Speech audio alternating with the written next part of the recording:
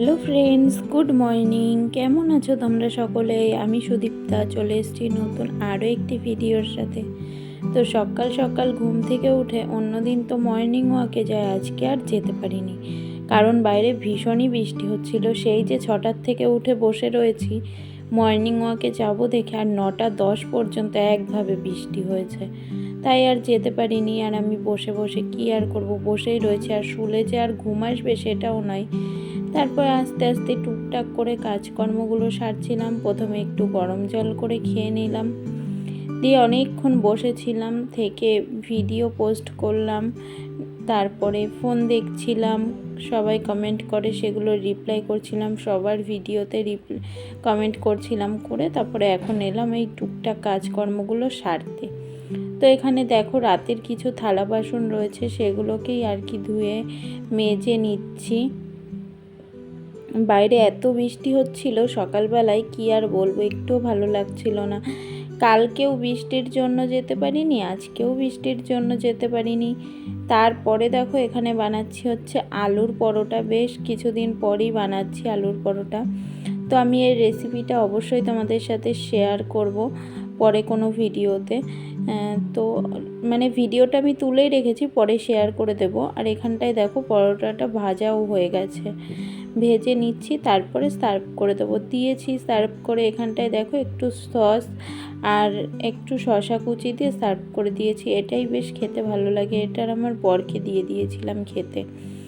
তো তারপর দেখো একটা এত বড় ইলিশ মাছ নিয়ে এসছে। এবছরে এই প্রথম আমার ঘরে ইলিশ হচ্ছে।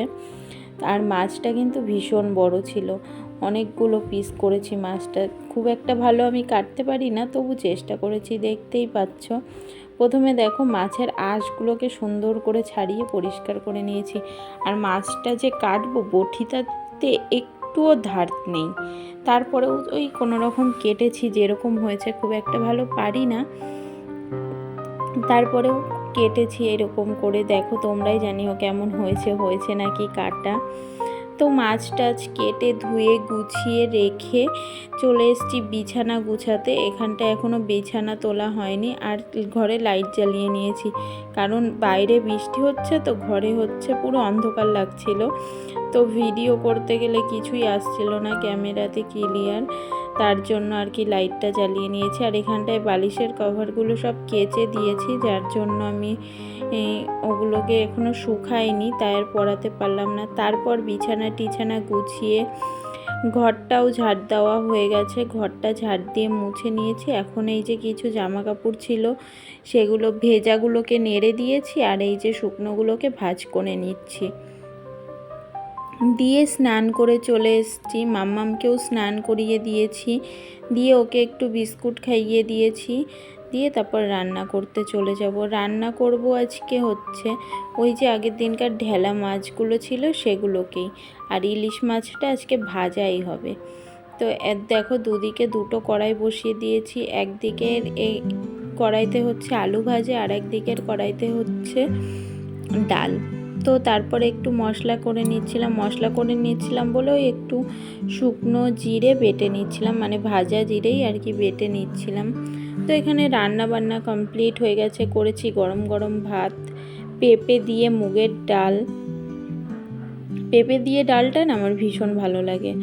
তারপরে করেছি এখানে দেখো মাছ ভাজা, ইলিশ মাছ ভাজা, ডিম ভর্তি ইলিশ, ভীষণ খেতে টেস্ট লেগেছে, ভীষণ ভালোও ছিল মাছটা।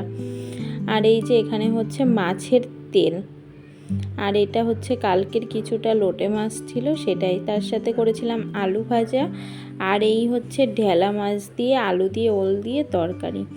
তো খেতে সব কিছুই খুব ভালো হয়েছিল। আর ইলিশ মাছ ভাজা আর তার তেল থাকলে আর কি চাই বলো। তারপর খাওয়া দাওয়া সেরে একটু রেস্ট নিয়ে রেডি হয়ে গেছিলাম, যাব একটু জুডিওতে। তো কিছু টুকিটাকি কিছু কেনাকাটা করার আছে, আর কি উপলক্ষে কিনছি সেটা পরেই জানাবো। আর এখানটায় দেখো আমার মাম্মামও রেডি হয়ে গেছে, দিয়ে আমরা বেরিয়ে পড়েছি। তারপর জুডিওতে চলে এসেছি। আর আজকে না প্রচণ্ড ভিড় ছিল জুডিওতে, ভালো করে ভিডিও করতে পারিনি। তারপরে ওই যেগুলো নিয়ে এবো ভেবেছিলাম একটু ট্রায়াল দিয়ে দেখছিলাম, কোনটা বেশি ভালো লাগছে আমাকে কমেন্টে জানিও, আর কোনটা নিয়েছি সেটাও জানিও। তো চলো, টাটা।